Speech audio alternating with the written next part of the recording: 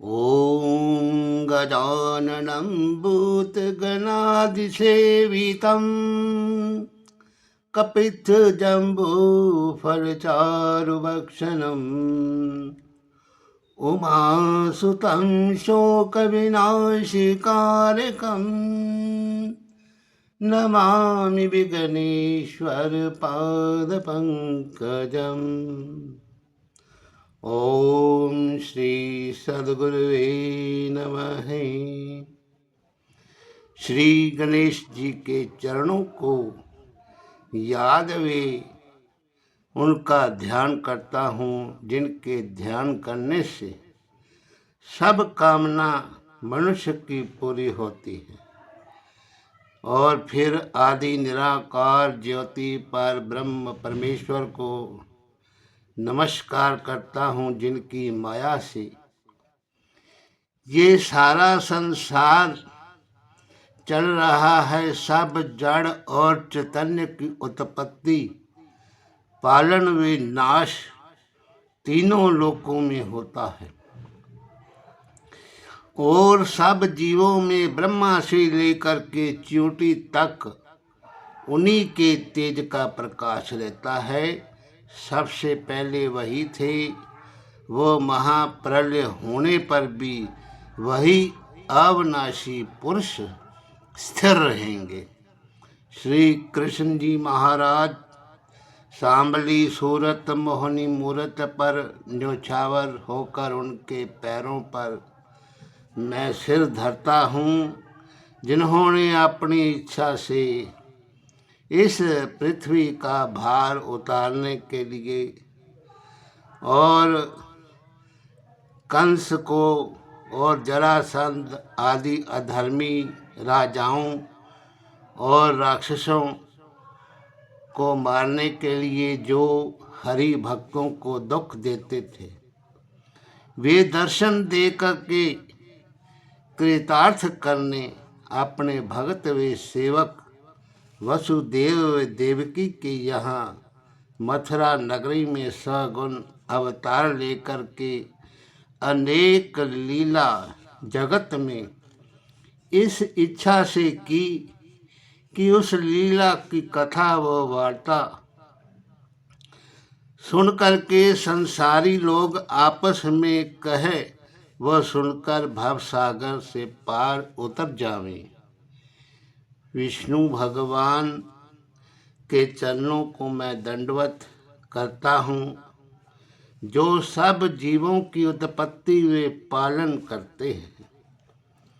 श्री महादेव जी के पांव पर मस्तक रखता हूँ, जो आयुर्बल बीतने के उपरांत सब जीवों का नाश करते हैं।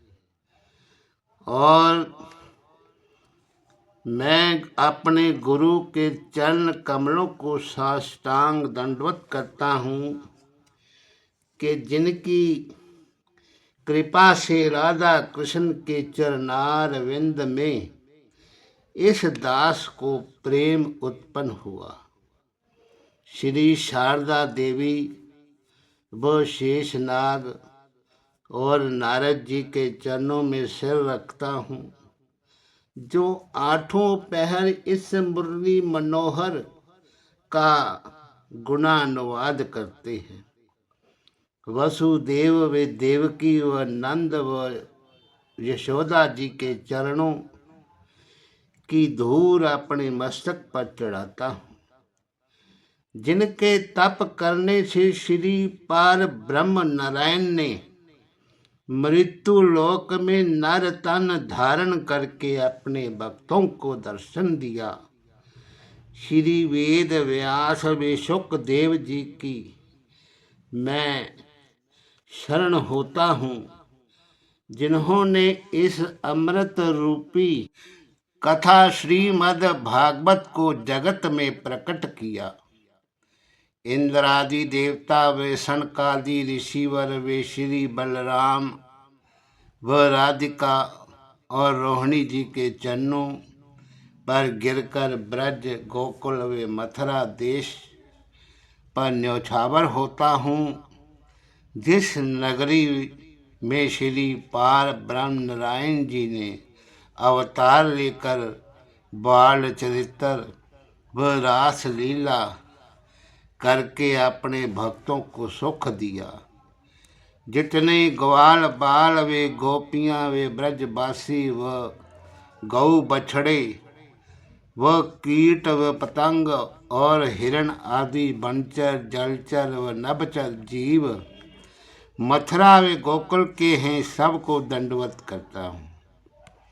श्री यमुना जी के चरणों को जिसमें मुरली मनोहर जल क्रीड़ा करते थे, गोवर्धन पहाड़ जिसको नंदलाल जी ने अपनी उंगली पे उठाया था, उस वन को जहाँ पर मुरली मनोहर गौ चराते थे, यमुना किनारे की रेत को जहाँ पर बांके बिहारी ने रास लीला किया था, उस कदम के वृक्ष को जिस पर श्याम सुंदर चढ़कर बैठते थे और सब संत वे हरि भक्तों के चरणों पर अपना सिर रख कर के मैं जो है भगवान को नमस्कार करता हूँ।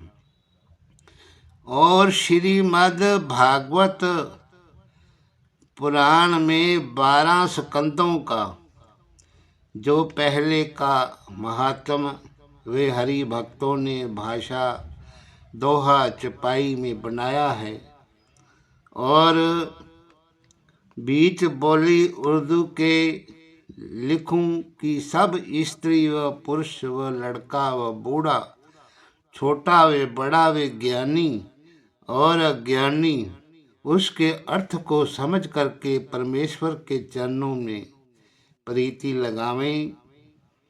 और मैं अब श्रीमद् भागवत पुराण के पहले अध्याय भक्ति व ज्ञान और वैराग्य की कथा जो है आपको सुनाता हूँ।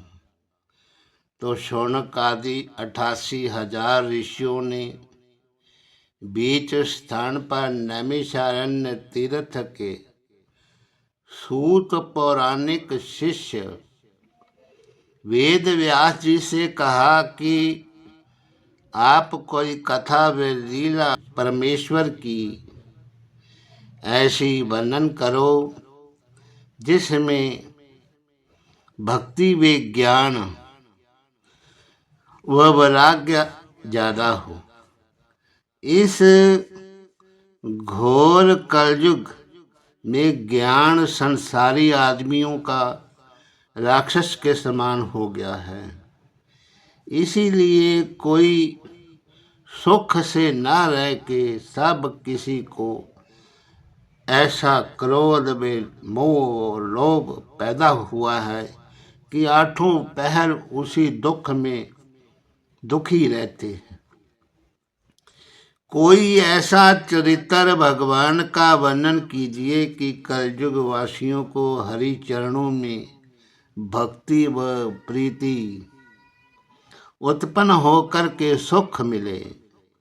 ये बात सुनकर सूत जी बोले कि तुम लोगों ने ये बड़ी अच्छी बात कलयुग वासियों के उद्धार करने के वास्ते पूछी, जो काल रूपी सांप के मुंह में पड़े हैं, सो वे कथा श्रीमद् भागवत है जो सुखदेव जी महाराज ने राजा परीक्षित से कही थी।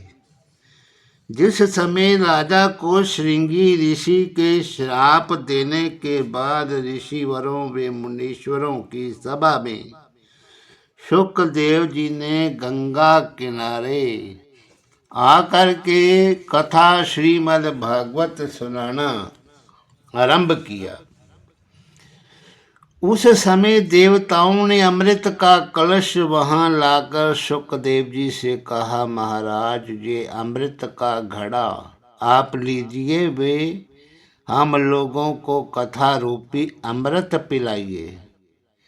ये बात सुनकर सुखदेव जी बोले, तुम्हारा अमृत हमारे काम का नहीं है, इस अमृत के पीने से आयुर्दायी आदमी की देवता के बराबर होती है और ब्रह्मा के एक दिन में 14 इंद्र बदल जाते हैं।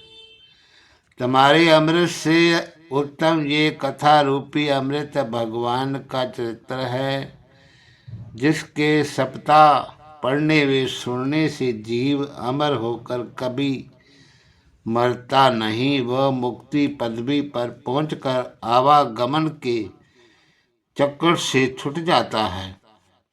इसीलिए राजा परीक्षित तुम्हारा अमृत पीने की इच्छा न रखकर भागवत रूपी अमृत पिया चाहते हैं। इतनी कथा सुनकर सूत जी ने कहा कि नारद मुनि को सनकादि ऋषि ने सप्ताह परायण श्रीमद् भागवत की कथा सुनाकर उस कथा सुनाने की विधि भी बतलाई। ये बात सुनकर शौनक आदि ऋषिवरों ने सूत जी से पूछा कि नारद मुनि तो 2 घड़ी से अधिक कहीं ठहरते नहीं थे, वे 7 दिन किस तरह एक जगह रहे, जो उन्होंने सप्ताह परायण सुना और सनकादिक का दर्शन भी तो जल्दी किसी को नहीं मिलता, वे नारद मुनि को कैसे मिले और ये सप्ताह यज्ञ कहाँ पर हुआ था, इसका हाल बतलाइए। ये वचन सुनकर सूत जी बोले कि एक समय सनक सनंदन सनातन में सनत कुमार चारों भाई घूमते हुए बद्रिका आश्रम में आए। उन्होंने नारद जी को पहले से वहाँ उदास बैठे देखकर पूछा कि हे नारद मुनि, आज तुम मलिन स्वरूप चिंता में किस वास्ते बैठे हो और कौन बात का सोच तुमको है। तो नारद जी ने चारों ऋषिवरों को प्रणाम करके कहा कि हमें जिस बात की चिंता है सो आप सुनिए।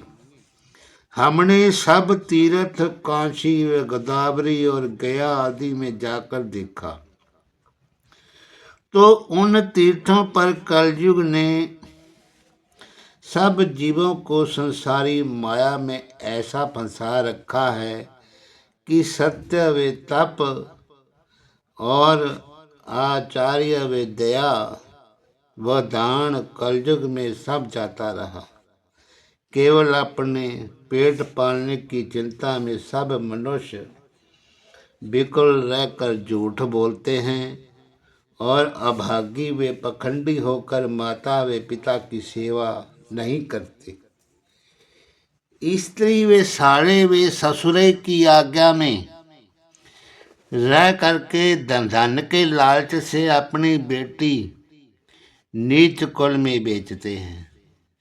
जहाँ देखो वहाँ मलेच्छ शूद्रों की बढ़ती दिखलाई देकर ब्राह्मण व क्षत्रिय अपने कर्म व धर्म से रहित देख पड़ते हैं। मैं किसी को अपने धर्म पर स्थिर न देखकर जब चारों तरफ से फिरता हुआ मथुरा में यमुना किनारे पहुंचा, तब वहाँ पर ये आश्चर्य की बात दिखलाई दी कि एक स्त्री युवती बैठी रोती है और 2 मनुष्य बूढ़े उसके पास अचेत पड़े हैं और वे स्त्री चारों तरफ इस इच्छा से देख रही थी कि कोई आदमी मेरी सहायता करने वाला आन करके प्राप्त हो। जैसे उसने मुझे वहाँ पर देखा वैसे खड़ी होकर बोली, महाराज आप एक क्षण ठहर करके मेरा दुख सुन लीजिए। मेरे बड़े भाग्य थे जो आपने मुझे दर्शन दिया। जब मैंने उस ऋषि से पूछा कि तू कौन है और ये दोनों पुरुष जो अचेत पड़े हैं इनका हाल से बतलाओ, तो उसने कहा कि मैं भक्ति भी हूँ और ये दोनों मेरे बेटे ज्ञान और वैराग्य हैं, और इन 5-7 स्त्रियों को जो यहाँ बैठी देखते हो, ये सब गंगा व जमुना और सरस्वती आदि नदियाँ स्त्रियों का रूप धर के मेरी टहल करने वास्ते आई हैं। मैंने द्रविड़ देश में जन्म लिया, कर्नाटक देश में सयानी होकर थोड़े दिन दक्षिण में रही, गुजरात में जाकर बूढ़ी हुई थी। अब वृंदावन में आने से तरुण जवान हो गई हूँ, पर मेरे दोनों बेटे कलयुग वासियों के घोर पाप करने से ऐसे बूढ़े वे अचेत होकर पड़े हैं कि समर्थ बोलने की नहीं रखते। इनके दुख से मैं बड़ी उदास रहती हूँ। ये बड़ी लज्जा की बात है कि मेरे पुत्र बूढ़े होवें और मैं जवान रहूं। ये हाल देखकर संसारी लोग मेरी हंसी करते हैं। इसका कारण बतलाइए। जब स्त्री रूप भक्ति ने मुझसे ये हाल पूछा, तब मैंने अपनी बुद्धि से विचार के कहा कि अब घोर कलयुग के आने से तेरी वे ज्ञान और वैराग्य की कुछ मर्यादा नहीं रही। केवल वृंदावन आने से तू तरण हो गई है, पर तेरे बेटों को कलयुग में कोई नहीं जानता। इस कारण वे ज्यों के त्यों बूढ़े वे निर्बल बने हैं। ये बात सुनकर के उसने कहा कि जो कलयुग ऐसा दुष्ट है, तो राजा परीक्षित ने किस वास्ते दया करके प्राण उसका छोड़ा, जिस पर दया करने से सब लोगों का कर्म व धर्म जाता रहा। उसे मारकर क्यों नहीं डाला? तब मैंने उसका उत्तर दिया कि परीक्षित ने कलयुग में बड़ा गुण देखकर उसे नहीं मारा, कि दूसरे युगों में हजारों वर्षों तक यज्ञ तप वे दान व धर्म करने से भी परमेश्वर का दर्शन जल्दी नहीं मिलता। सो कलिकाल युग में केवल भजन व कीर्तन करने से नारायण जी तुरंत प्रसन्न होकर के दर्शन अपना देते हैं, पर कलयुग वासियों से सहज बात भी नहीं बन पड़ती। इसीलिए कलयुग ने सब आदमियों का कर्म धर्म खो दिया है। तीर्थ में ब्राह्मण दान लेकर प्रायश्चित उसका नहीं करते। सब कोई काम वे क्रोध व लोभ व अहंकार में भरे रहते हैं। कलयुग का यही धर्म है, और इसमें केवल परमेश्वर का भजन व स्मरण उत्तम जो है समझना चाहिए। ये बात सुनकर भक्ति ने कहा कि तुम धन्य हो, बड़े भाग्य से तुम्हारे दर्शन मुझे मिले हैं। आप सब किसी का दुख छुड़ाने के योग्य हैं। सो कोई उपाय करके ज्ञान और वैराग्य को तरण अवस्था में कर दीजिए, जिससे मेरा दुख छूट जावे और मैं तुमको बारंबार दंडवत प्रणाम करती हूँ। तो अब आप दूसरा अध्याय की कथा सुने, जिसमें नारद जी का भक्ति को बोध कराना और भक्ति के दुख छुड़ाने वास्ते किसी साधु को ढूंढना। तो नारद जी ने स्त्री रूप भक्ति से कहा कि अब तू अपनी चिंता छोड़कर श्री कृष्ण जी के चरणों में ध्यान लगा, और उनका स्मरण वे ध्यान करने से सब दुख तेरा छूट जाएगा। जिस समय राजा दुर्योधन की सभा में दुशासन ने द्रौपदी का चीर हरण करके नंगी करना चाहा था, और उस समय द्रौपदी के ध्यान करने से नारायण जी ने चीर बढ़ाकर उसकी लज्जा रखी, और जब गजेंद्र का पैर ग्राह ने पकड़ा और उसका प्राण बचाने वाला कोई नहीं रहा, तब हाथी के स्मरण करते ही विष्णु भगवान ने पहुंच करके और गजेंद्र का प्राण ग्रास से बचाया था। हे भक्ति, तू वैकुंठ नाथ को प्राण से भी अधिक प्यारी है। वे तेरे वास्ते नीच जाति में भी वहाँ तेरा वास रहता है, वहाँ आनकर उसका उद्धार कर देते हैं। सतयुग और त्रेता और द्वापर में सज्जन लोग बहुत सा यज्ञ व तप, दान व धर्म करने से मुक्ति पाते थे। कलयुग में केवल तेरी कृपा से सब जीवों का उद्धार हो जाता है। ज्ञान व वैराग्य को कोई नहीं पूछता, इसीलिए तेरा दुख छुड़ाने वास्ते बहुत अच्छा उपाय करके जगत में तेरी महिमा प्रकट कर देता हूँ। जिनके हृदय में तेरा वास रहेगा वे लोग पापी होने पर भी यमराज का कुछ डर ना रखकर तेरी दया से वैकुंठ धाम को चले जाएंगे। परमेश्वर का दर्शन यज्ञ और तप भी, यज्ञ व्रत भी, दान करने से जो जल्दी प्राप्त नहीं होता वे भक्ति करने से सहज में मिलता है। जिन्होंने हजारों वर्ष नारायण जी का तप किया था उन्होंने भक्ति पाई है। परमेश्वर बहुत प्रसन्न होने से अपनी भक्ति देते हैं, इसीलिए वैकुंठनाथ ने सब बातों पर भक्ति को श्रेष्ठ रखा है। ये बात सुनकर भक्ति ने कहा कि हे नारद जी, तुम धन्य हो। जिस तरह आपने मुझे धैर्य दिया उसी तरह मेरी बेटों को जो अचेत पड़े हैं इन्हें जगाओ। जब मेरे उठाने व पुकारने से ज्ञान व वैराग्य ने आंख भी नहीं खोली तब मैंने वेद का वचन व गीता पाठ पढ़ना आरंभ किया।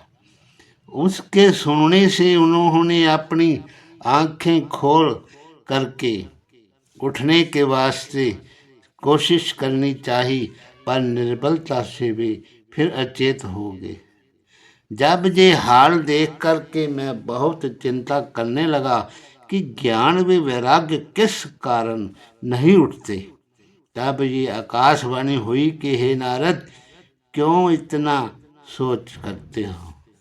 ये बिना सत्संग नहीं जागेंगे, इनकी संगति करने के वास्ते साधु खोजो।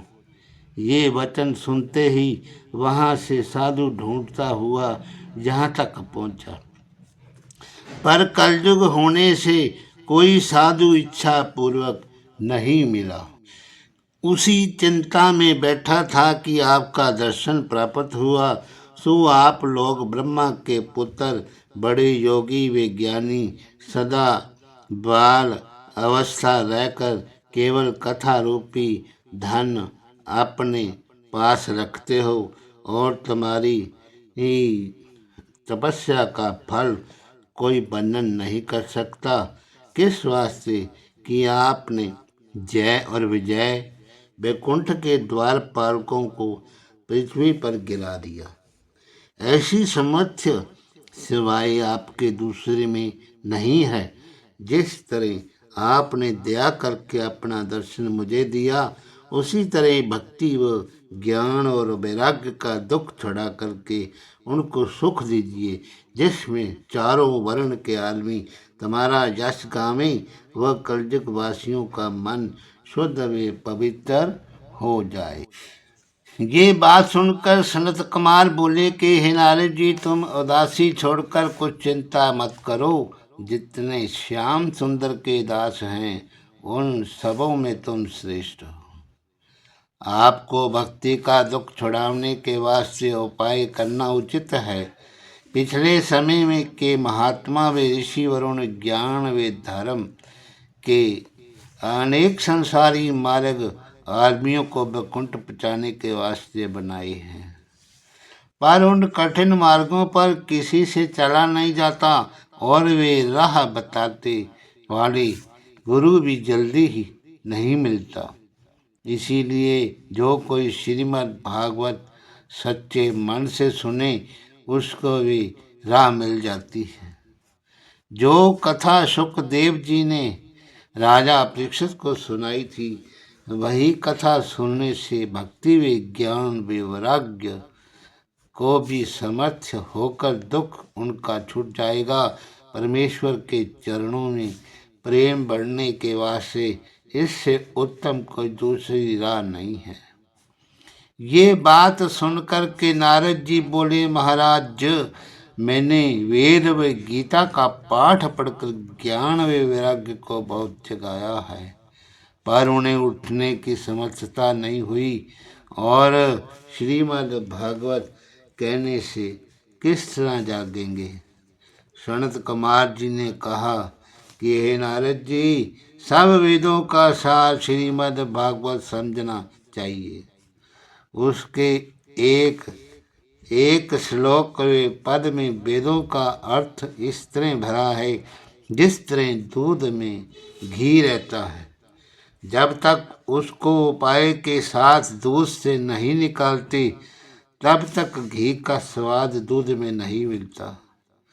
उसी तरह सब वेद पुराण को व्यास जी ने मंथन करके उसका तत्व श्रीमद् भागवत में लिखा है। और नारद जी, तुम जानबूझकर क्यों भूलते हो? 4 श्लोक मूल श्रीमद् भागवत के और नारायण जी ने ब्रह्मा को उपदेश दिए और तुमने उनसे सुनकर वेद व्यास से कहा। वेद व्यास जी ने उसे विस्तार पूर्वक लिखकर भागवत पुराण बनाया और वही कथा सब किसी का दुख छुड़ाने में संसार रूपी समुद्र से पार उतारने वाली है।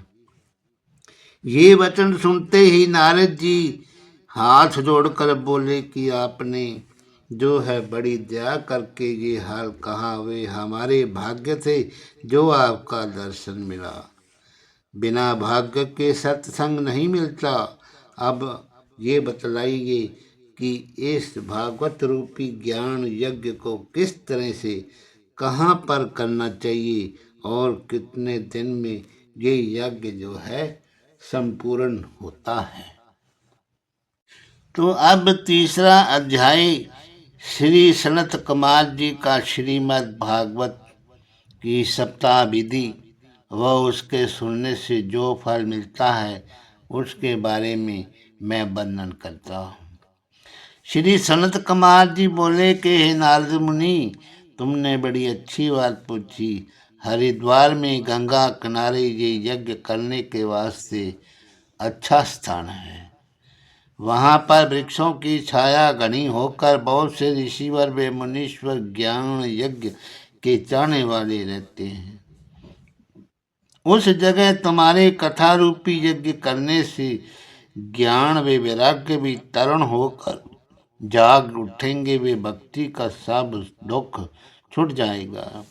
ये बात सुनकर नारद जी बोले, महाराज बिना तुम्हारे चले वे यज्ञ नहीं हो सकता, इसीलिए आप भी हमारे साथ चलिए।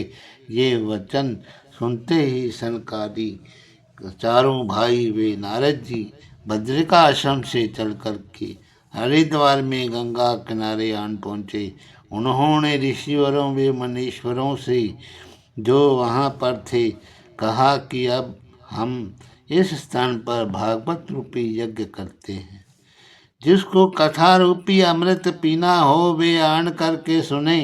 ये समाचार सुनते ही भृगु व वशिष्ठ और चैवन ऋषि व मेधातिथि व गौतम व परशुराम व विश्वामित्र और मार्कंडेय और वेद व्यास वे पराशर आदि जितने ऋषिवर वे मुनीश्वर उस तीर्थ पर रहते थे वे सब वहाँ पर आए। और सवाई ऋषिवरों के वेद जो मूर्तिमान हैं वह गंगा जी इत्यादि नदियाँ, वे गंधर्व वे किन्नर व यज्ञ और नाग आदि 14 भुवनों के लोग कथा रूपी अमृत पीने के वास्ते उस ज्ञान यज्ञ में आकर के सब इकट्ठे हुए।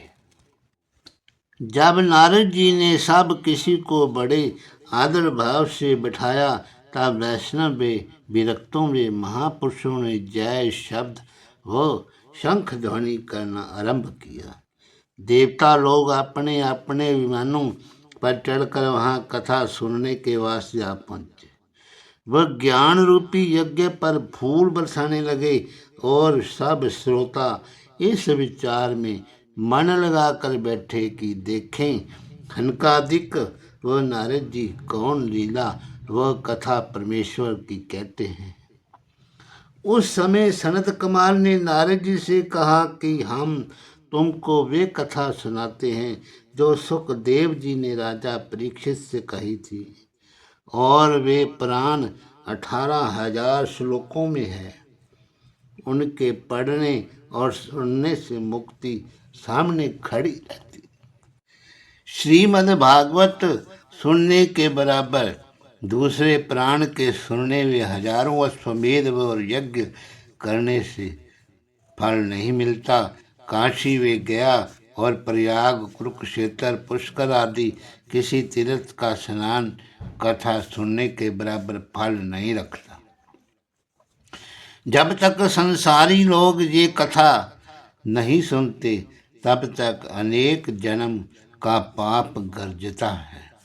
अमृत रूपी भागवत सुनते ही उनके पाप इस तरह छुटकर भाग जाते हैं कि जिस तरह सूर्य के निकलते ही रात का अंधेरा खत्म हो जाता है। जो मनुष्य हर रोज एक या आधा श्लोक भागवत का पढ़ा करे उसकी भी भक्ति मुक्ति हो जाती है। और वे जो लोग नित्य भागवत पढ़कर औरों को सुनाते हैं उनके करोड़ों जन्मों का पाप जल करके भस्म हो जाता है। जो कोई इस पोथी श्रीमद् भागवत सोने के सिंहासन पर रख करके धर करके वैष्णव वे साधु को दान देता है उसे परमेश्वर अपनी ज्योति में मिला लेते हैं। जिसने मनुष्य का तन पाकर भागवत कथा नहीं सुनी उसे धिक्कार है, उसे चंडाल के बराबर समझना चाहिए।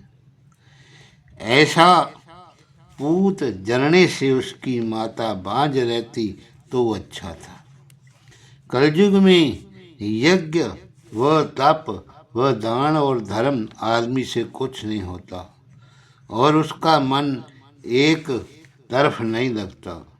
इस वास्ते परब्रह्म नारायण ने वेद व्यास जी का अवतार देकर ये कथा बनाई है। जो कोई 7 दिन तक मन लगा करके इस पुराण का सप्ताह सुने उसको यज्ञ व तप और व्रत व दान आदि सब का फल जो है प्राप्त होकर मुक्ति पदार्थ मिलता है। जब उद्धव जी ने एकादश स्कंद में सब ज्ञान श्री कृष्ण जी से सुनकर कलयुग का लक्षण जाना तब श्याम सुंदर के चरणों का ध्यान धरकर मुरली मनोहर से पूछा कि हे दीनानाथ, आप तो वैकुंठ धाम को जाते हैं, संसारी लोगों का उद्धार किस तरह होगा? तब त्रिभुवनपति बोले कि हे उद्धव, तुम बद्रिका आश्रम में जाकर तप करो, तुम्हारी मुक्ति हो जाएगी। मेरे जाने उपरांत एक भागवत रूपी मूर्ति हमारी जगत में रहेगी। जो मनुष्य सप्ताह भागवत सच्चे मन को सुनेगा उसका हमारा दर्शन हृदय में हो जाएगा। संसारी लोगों का दुख छुड़ाने वाला ये परायण समझना चाहिए। सिवाय इसके और कोई दूसरी वस्तु आदमी को माया रूपी जाल से छुड़ाने वास्ते उत्तम नहीं है। इतनी कथा सुना करके सूत जी ने सोनक आदि ऋषिवरों से कहा कि बड़ा सनत कुमार ने सप्ताह परायण श्रीमद् भागवत का सुनाना आरंभ किया। वे सब कोई सुनने लगे। तब उस अमृत रूपी कथा के प्रताप से वे दोनों फिर ज्ञान और वैराग्य जो अचेत पड़े थे तरुण होकर के उठ बैठे। वह भक्ति का दुख छूट गया और उनका दर्शन सब सभा वाले आकर के गोविंद हव हरे वे मरारे कहने लगे। वह भक्ति वह ज्ञान और वैराग्य का दर्शन मिलने से उनको भक्ति उत्पन्न होकर के कलयुग का दुख जो था जाता रहा। वो सब किसी का मन सप्ताह कथा सुनकर शुद्ध चित्त हो गया। तो अब चौथे अध्याय में नारायण जी का सप्ताह सुनने वालों को दर्शन देना व आत्मदेव ब्राह्मण का इतिहास वर्णन करना कि जिसकी स्त्री बड़ी कर्कश थी।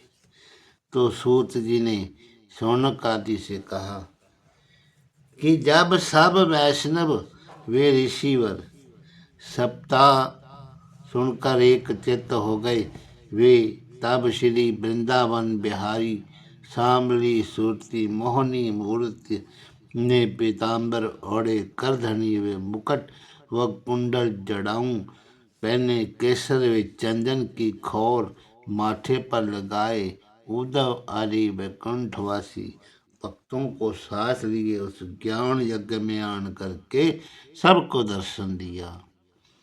अमृत रूपी कथा सुनकर पहले से साधु व वैष्णव के हृदय में श्याम मूर्ति दिखाई देने लगी थी।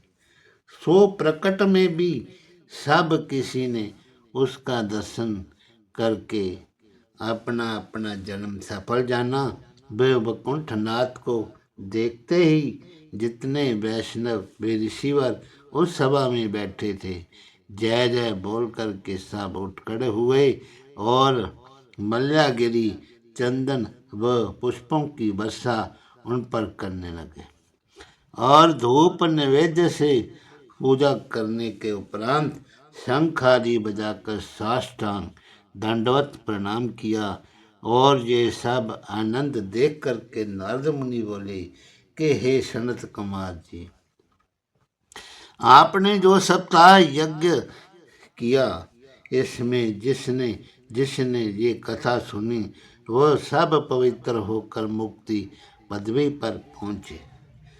अब और कौन कौन लोग ये अमृत रूपी कथा सुनकर भव सागर से पार उतरेंगे, उनका हाल जो है वर्णन कीजिए। तो सनत कुमार जी ने कहा कि जो कलयुग के मनुष्य बड़े पापी व दुष्ट व लालची व झूठे और चुगलखोर व कामी मनुष्य हैं, वे अपने क्रोध से आप ही जले मरते हैं, वे लोग भी इस सप्ताह यज्ञ के सुनने से पवित्र होकर मुक्ति पदवी को पहुँचेंगे। और जो कोई कलयुग में माता व पिता की सेवा अपने कर्म व धर्म से रहित वे लोभ में डूबा रहकर झूठा व चोर व ठग होगा, वे भी अगर ये कथा सुनने से भव सागर से पार उतर जाएगा। अब हम एक कथा पुरानी तुमसे कहते हैं, सुनो। दक्षिण दिशा में तुंगभद्रा नाम की एक नदी है। उसके किनारे पर एक नगर में आत्मदेव नाम का ब्राह्मण बड़ा पंडित व तेजवान और धर्मात्मा रहता था। उस ब्राह्मण की स्त्री का नाम धुंधली था। वे बड़ी ही कर्कश थी। वे दिन रात संसारी माया में फंसी रहकर अपने पति को सब तरह का दुख देती थी। पर वे ब्राह्मण ज्ञानी परमेश्वर की इच्छा इसी तरह समझ करके उसी के साथ अपने दिन काटता था। जब उस ब्राह्मण के पुत्र ना होकर बुढ़ाई आई, तब उसने संतान होने के वास्ते व्रत और नियम रखना आरंभ करके बहुत गाय व सोना ब्राह्मण को दान दिया। जिस पर भी उसकी इच्छा नहीं पूर्ण हुई, तब वे ब्राह्मण अपने मन में उदास होकर घर से निकला और अपना शरीर त्याग करने की इच्छा रख करके जंगल में गया। तो जब दोपहर को प्यास से वे बड़ा व्याकुल होकर तालाब के किनारे स्नान करके पानी पिया व उसी जगह बैठकर संतान होने वास्ते चिंता करने लगा। तो तब परमेश्वर की इच्छा से एक सन्यासी महापुरुष उस तालाब पर आन पहुंचा। जब ब्राह्मण ने उसका तेज देखकर बड़े आदर भाव से अपने पास बैठाला और तब उस महापुरुष ने पूछा कि कहो ब्राह्मण देवता, तुम इस वन में किस वास्ते उदास बैठे हो? अपने सोच का हाल मुझे सुनाओ। ये वचन सुनते ही ब्राह्मण आंसू भरने उपरांत हाथ जोड़कर बोला कि हे महाराज, मैंने पिछले जन्म में बड़े पाप किए थे, इसलिए मेरे संतान नहीं हुई। बेटा ना होने से पितर लोग नरक में जाते हैं। यही दुख समझकर अपना प्राण देने यहाँ आया हूँ। जगत में जिसके पुत्र ना होवे, उसका जन्म लेना वे जीना अकारत है। उसके धन वे कुल पर धिक्कार समझना चाहिए कि मैं ऐसा अभागी हूँ कि मेरी पाली हुई गऊ भी बांझ है, मेरा लगाया हुआ वृक्ष भी नहीं फलता, जो फल बाजार से मोल लेता हूँ वे भी सूख जाता है। जब वे ब्राह्मण ये सब बातें उस महापुरुष से कहकर बड़ा विलाप करने लगा, तब वे सन्यासी ब्राह्मण को बहुत धैर्य देकर बोला कि मैं तेरे पुत्र होने के वास्ते विचार करता हूँ, तू उदास मत हो। तो फिर उस महापुरुष ने ब्राह्मण की कर्म रेखा देख करके कहा कि हे ब्राह्मण, तेरे भाग्य में संतान नहीं लिखी है, इसीलिए 7 जन्म तक तेरे पुत्र उत्पन्न ना होगा। किस वास्ते इतना रोकर अपने प्राण देता है? संसारी माया सब झूठी है। जगत में सिवाय दुख के सुख नहीं मिलता। वह कलयुग में पुत्र से सबको सुख प्राप्त नहीं होता। बेटा माता पिता की सेवा नहीं करता, अपनी स्त्री व साली और ससुर की आज्ञा में रह करके माता पिता को दुख देता है। पुत्र वे भाई आदि सब अपने मतलब के साथी होते हैं। जिस पर भी माया का ऐसा हाल है कि अंत समय संसारी लोग अपना मन स्त्री व पुत्र में लगाए रह के परमेश्वर को याद नहीं करते, इसीलिए उनको नरक में जा करके दुख भोगना पड़ता है। हे ब्राह्मण, तू पुत्र की इच्छा छोड़ हरि चरणों का ध्यान कर, इसमें तुझे बड़ा सुख मिलेगा। ये बात सुन करके वे ब्राह्मण बोला, महाराज, मुझे पुत्र उत्पन्न होने के सिवा कुछ ध्यान व ज्ञान नहीं सूझता। आप कृपा करके एक बेटा मुझको दीजिए, नहीं तो तुम्हारे ऊपर मैं प्राण देता हूँ। तब सन्यासी ने ब्राह्मण की ये दशा देखी, तब फिर से समझाकर कहा कि हे ब्राह्मण, संतान के वास्ते राजा चित्रकेतु ने 10,000 ब्याह किए थे, जिस पर भी बेटे का सुख नहीं पाया। इसी तरह बहुत से राजा पुत्र की चाहना में मर गए व मनोरथ उनका कोई सिद्ध नहीं हुआ। जो लोग भाग्यहीन हैं उनका उद्यम निष्फल होता है, इसीलिए संतान की तू चिंता छोड़ दे। ये बात सुन करके ब्राह्मण ने कहा कि आप जितनी बातें ज्ञान की करते हैं, मेरे मन में एक नहीं धसती। दया करके कोई ऐसा उपाय कीजिए जिससे मेरे पुत्र होवे। इस तरह की हठ देख सन्यासी ने एक फल उस ब्राह्मण को देकर के कहा कि तू ये फल ले जाकर के अपनी स्त्री को खिला दे, परमेश्वर की कृपा से तेरे पुत्र होगा।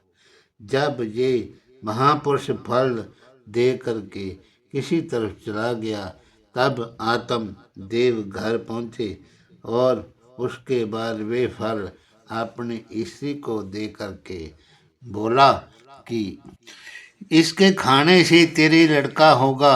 ये बात कहकर ब्राह्मण देवता कहीं बाहर चले गए।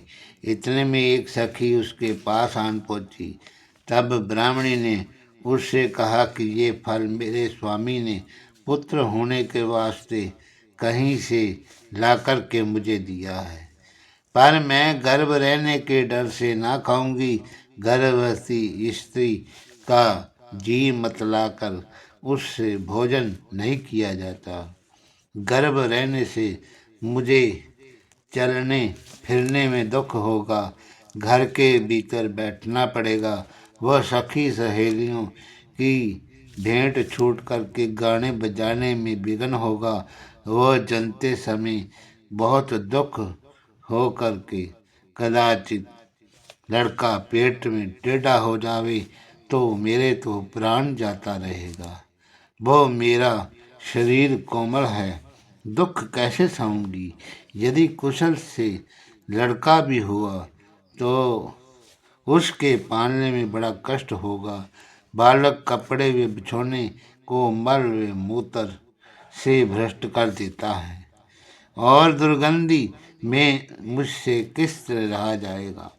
इन सब दुखों के उठाने से बांझ व विधवा क्षय होती है, जिनको गर्भ का दुख उठाना नहीं पड़ता। तो ऐसी ऐसी अनेक बातें उस ब्राह्मणी ने अपनी सखी से कहकर वे फल नहीं खाया, उठा करके रख छोड़ा। वह अपने पति से झूठ कह दिया कि मैंने फल खा लिया है। थोड़ी देर बाद उस ब्राह्मणी की बहन ने वहां आकर पूछा कि हे बहन, तू इतने दिनों बहुत ही तू दुर्बली व उदास मालूम होती है, इसका क्या कारण है।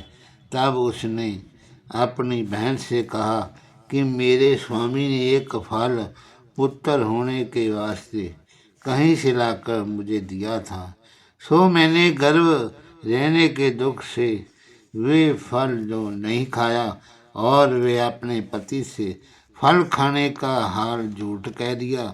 वे गर्भ मेरे नहीं है। इस बात का उत्तर क्या दूंगी, इस कारण मैं उदासी रहती हूँ। ये बात सुनकर उसकी बहन बोली कि तू चिंता मत कर, मेरे 1 महीने का गर्भ है, सो तू अपने पति से कह दे कि मेरे गर्भ रहा, जब मेरे लड़का होगा तब मैं वे बालक तुझे दे करके उसको तेरा बेटा प्रकट करके दूध पिलाया करूँगी। इस बात की खबर तेरे पति को ना होगी और जो फल तेरा स्वामी लाया है वे तू अपनी गाय को खिला दे। ये बात सुनते ही ब्राह्मणी ने प्रसन्न होकर के वे फल जो था गाय को खिला दिया और वे अपनी बहन को आत्मदेव से छिपाकर घर में रखा। तो जब 10वें महीने उसके बेटा हुआ तो उस ब्राह्मणी ने अपने पति से कहला भेजा कि मेरे लड़का हुआ है। ये हाल सुनते ही आत्मदेव ने मंगलाचरण मना करके ब्राह्मण वे जातकों को बहुत सा दान वे दक्षिणा दिया। ब्राह्मणी ने अपने पति से कहा कि मेरे दूध नहीं उतरता, वे मेरी बहन के दूध होता है। उसका बालक 6 महीने का होके जाता रहा, तुम कहो तो उसे दूध पिलाने के वास्ते बुलाकर जहाँ रखूं। तब ब्राह्मण ने कहा, बहुत अच्छा, बालक को किसी तरह पालना चाहिए। जब इतनी बात ब्राह्मण ने कही तब ब्राह्मणी की बहन प्रकट होकर लड़के को दूध पिलाने लगी। ब्राह्मण ने उस बालक का नाम धुंधकारी रखा। तो जब 2 महीने का धुंधकारी हुआ तब गऊ के भी उस फल के प्रताप से एक लड़का बहुत सुंदर मनुष्य रूपी जन्मा, पर उस बालक के दोनों कान गऊ के समान थे। उसको देखकर ब्राह्मण ने बड़ी प्रसन्नता से गौकर्ण नाम रखा। वे दोनों लड़कों को अपने समझ करके अच्छी तरह पालन करने लगा। जब वे दोनों बालक सियाने हुए तब गौकर्ण पढ़ लिख करके बड़ा पंडित वे बुद्धिमान और धर्मात्मा हुआ और धुंधकारी महामूर्ख अधर्मी और चोर व जुआरी होके कुकर्म करने लगा। तो जब वैसा गमन करने में सब धान्य पर घर का खर्च कर डाला, तब धुंधकारी अपने माता पिता को मार पीट के सब कपड़ा व बर्तन घर से ले गया और उसको भी बेच करके सब धन वैश्या को दे डाला। जब ये दशा अपने बेटे की ब्राह्मण देवता ने देखी, तब रोकर कहने लगे कि ऐसा अधर्मी पुत्र होने से तो मुझे दुख होता है। मैं बिना संतान के बहुत अच्छा था, इस जीने से मेरा मरना अच्छा है, जिससे महाकष्ट व दुख से छुट जाऊं।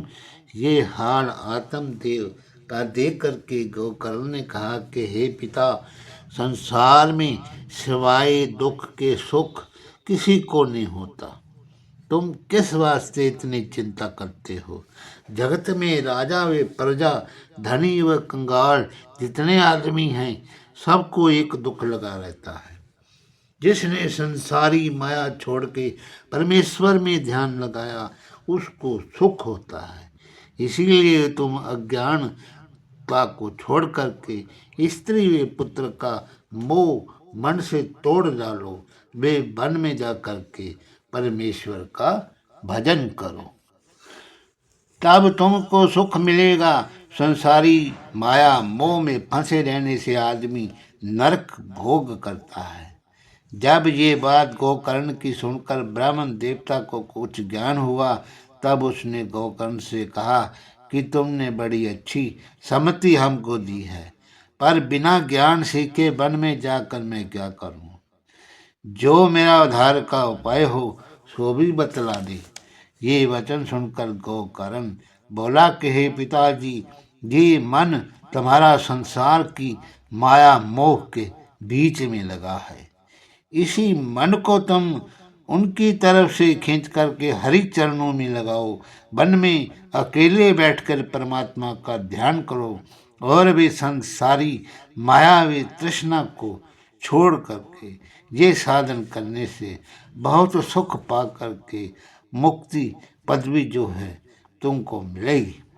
ये ज्ञान सुनते ही आत्मदेव ने प्रसन्न होकर के संसारी माया छोड़ दी और जंगल में जा कर के परमेश्वर श्री का ध्यान करके स्मरण करके रहने लगा।